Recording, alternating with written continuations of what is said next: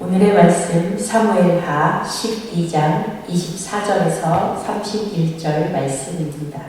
다윗이 그의 아내 밧세바를 위로하고 그에게 들어가 그와 동침하였더니 그가 아들을 낳음에 그의 이름을 솔로몬이라 하니라. 여호와께서 그를 사랑하사 선지자 나단을 보내 그의 이름을 여디디아라 하시니 이는 여호와께서 사랑하셨기 때문이더라.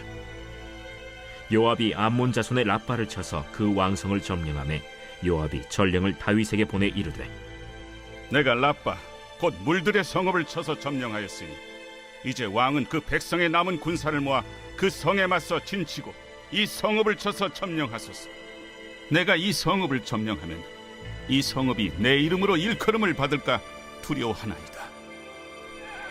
다윗이 모든 군사를 모아 랍바로 가서 그곳을 쳐서 점령하고 그 왕의 머리에서 보석 박힌 왕관을 가져오니 그 중량이 금 1달란트라. 다윗이 자기의 머리에 쓰니라. 다윗이 또 그 성읍에서 노략한 물건을 무수히 내오고 그 안에 있는 백성들을 끌어내어 톱질과 썰애질과 철도끼질과 벽돌구이를 그들에게 하게 하니라. 암몬 자손의 모든 성읍을 이같이 하고 다윗과 모든 백성이 예루살렘으로 돌아가니라.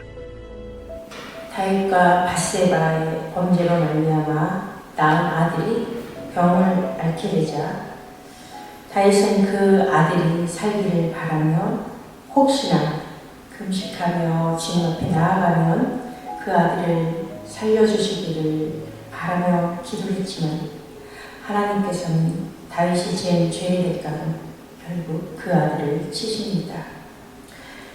그런 후 다윗은 자신과 마찬가지로 눈물 지으며 가슴을 쓸어안는 나날을 보내고 있던 밧세바를 위로하고 동침을 합니다. 그리하여 하나님은 그들에게 아들을 주십니다. 그래서 다윗은 그 아들을 이름을 짓기에 이릅니다. 24절 다윗이 그의 아내 밧세바를 위로하고 그에게 들어가 그와 동침하였더니 그가 아들을 낳으며 그의 이름을 솔로몬이라 하니라. 여호와께서 그를 사랑하사. 다윗이 아들을 낳고 그 아들의 이름을 솔로몬이라고 이름 짓습니다. 솔로몬이라는 이름의 뜻은 평강, 평화를 의미하는 샬롬과 동일한 의미입니다. 그리하여 다윗의 죄로 말미암아 하나님과 멀어졌던 관계가 다시 회복되었음을 보여주는 말씀입니다. 바로 하나님께서 그를 사랑하셔서 아들을 주셨음을 또한 이름을 새롭게 지음을 보여주시는데요. 이는 하나님은 다윗에게 솔로몬을 주심으로 사무엘하 7장에서 다윗에게 언약하신 하나님의 언약을 신실하게 이어가시는 말씀입니다. 비록 하나님께 범죄하여 마땅히 죽어야 할 다윗이었지만 하나님 앞에 회개한 다윗에게 하나님은 언약한 모든 내용을 신실하게 이루어 가시는 언약의 신실하신 하나님의 자비하심을 보여주십니다. 25절에 선지자 나단을 보내 그의 이름을 여디디아라 하시니 이는 여호와께서 사랑하셨기 때문이라. 아멘. 하나님은 나단 선지자를 보내 솔로몬을 여디디아라는 이름을 붙여주십니다. 여디디아는 여호와께 사랑을 받은 자라는 의미입니다. 그래야 하나님께서 다윗의 왕위를 이어받을 계승자로 바로 솔로몬이 될 것임을 보여주시겠습니다. 잘못을 한 자녀에게 대한 부모님의 회초리가 자녀를 징계하는 것에 목적이 있지 않듯이 하나님이 자기 백성에 대한 징계는 그 자녀가 그 백성이 하나님의 은혜 안에 거하게 하려는 사랑의 표현을 깨닫게 됩니다.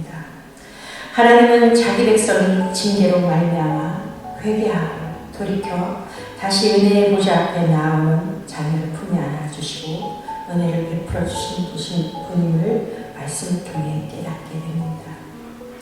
그 후에 이어지는 말씀에서 암몬 정복에 나섰던 다윗의 군대 장관 요압이 랍바성을 쳐서 다윗에게 그 공을 돌리게 합니다. 사실 이 본문은 밧세바 사건과 첫 아들의 죽음과 그리고 솔로몬을 출생한 기록을 이 내용보다 앞서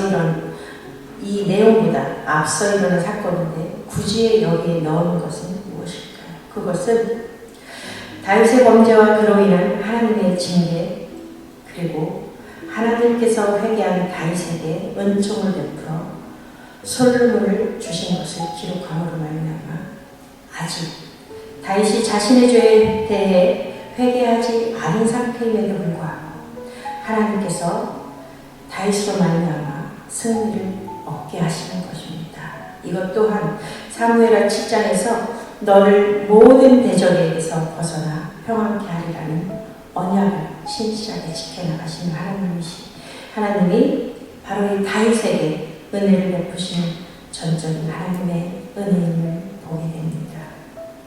그리하여 요압은 자신이 라빠 성을 거의 함락시키기 직전에 있으니 다윗이 그 성을 직접 취하게 하여 전쟁을 마무리 짓도록 하게 합니다.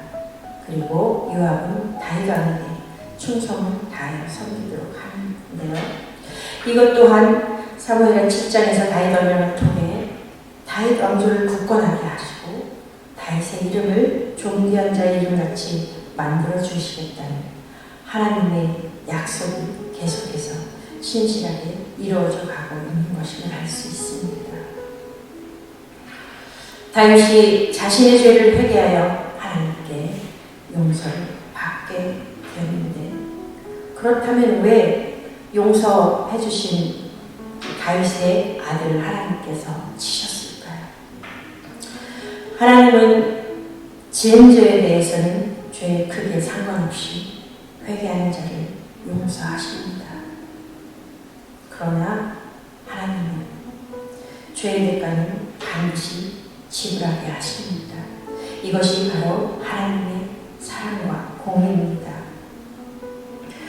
오늘 말씀 전에 우리가 죄와 허물로 진노의 자녀였지만 우리가 받을 죄의 대가를 하나님의 아들이신 예수님이 십자가에서 죄의 값을 지불하심으로 말미암아 용서받을 수 없는 죄를 용서해 주셨다는 것을 다시 한번 깨닫게 해주십니다. 하나님은 그렇게 우리에게 그 구원의 언약을 신실하게 행해 주셨습니다. 이 약속을 믿으며 오늘 하루 우리를 보내신 가족에게, 또한 우리 직장 가운데서 그 어느 곳에 있든지 우리의 상황과 우리의 처지가 어떠함에 상관없이 신실하게 하나님의 언약을 이루시는 하나님의 말씀을 붙잡고 우리가 받은 그 놀라운 하나님의 사랑을 이웃들에게 흘려보내는 우리 모두가 되시기를 간절히 소망합니다.